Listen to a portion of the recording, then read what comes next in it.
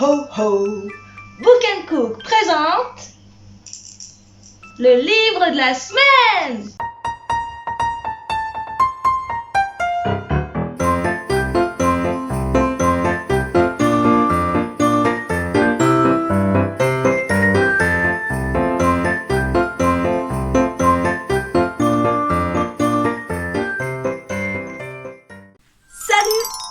De cette année un peu pourrie, on peut le dire, sont tout de même nés de beaux moments livresques.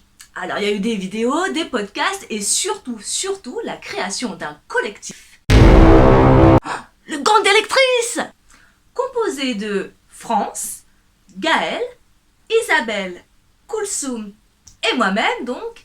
Ce collectif passionné de lecture vous propose ses avis enthousiastes ou mitigés. En cette année compliquée pour tous les acteurs culturels, nous avons décidé de soutenir le livre pays. Le quoi? Cette appellation en créole vise tous les livres publiés par un auteur ou une auteure réunionnaise. Alors vivant sur ce petit caillou de l'océan Indien, il nous paraissait naturel de donner un coup de pouce à ces livres qui nous ont donné beaucoup de bonheur au cours de cette année morose. Une liste de Noël exceptionnelle pour des livres qui le sont tout autant donc. J'ouvre donc ce bal littéraire avec un livre dont je vous ai déjà parlé en podcast. Il s'agit de Pied de bois de la formidable Lalou. Ça parle de quoi? Rêve de scientifique, aventure en mer, amour et amitié naissantes, sans oublier la découverte d'une étrange île peuplée d'indigènes, gardiens d'un savoir ancestral. Voici brièvement les éléments qui composent ce livre plein de sagesse. Roman jeunesse à partir de 13 ans, celui-ci est une véritable mine d'or pour tous les apprentis aventuriers littéraires.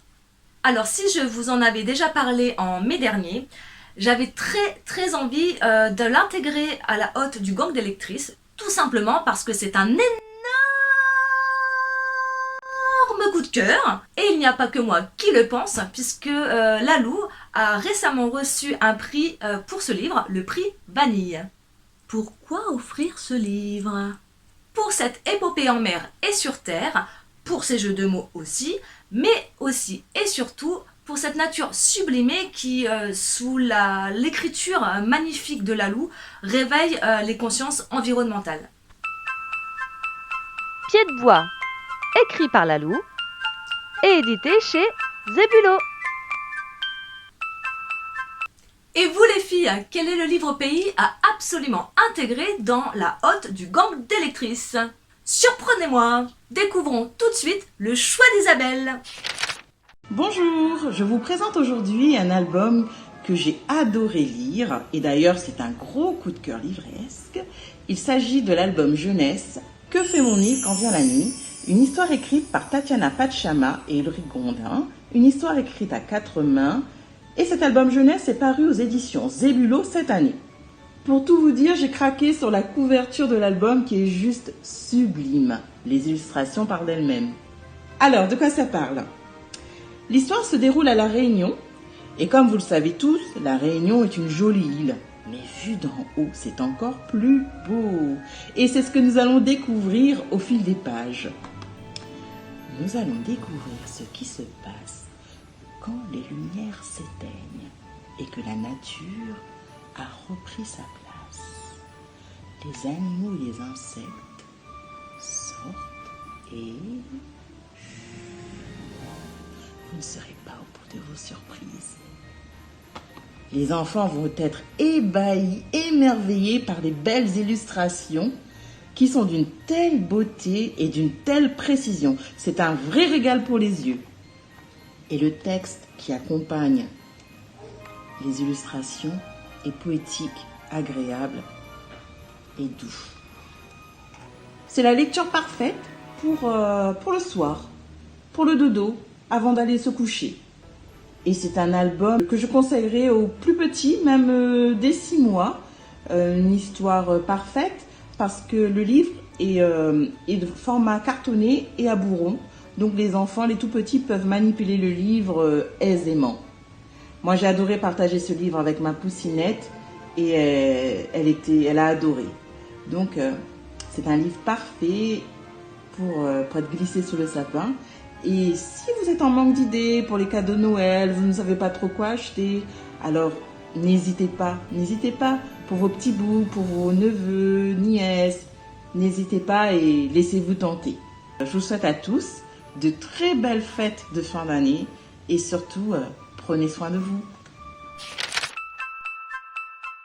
Bonjour, aujourd'hui je vous présente Un soleil en exil de Jean-François Saint-Blanc. Jean-François Saint-Blanc est un poète, auteur rayonné qui vit à l'île de la Réunion.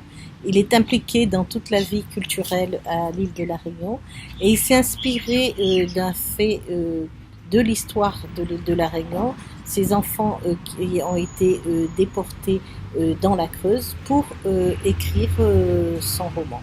Donc c'est l'histoire de trois enfants qui vivaient avec leur mère.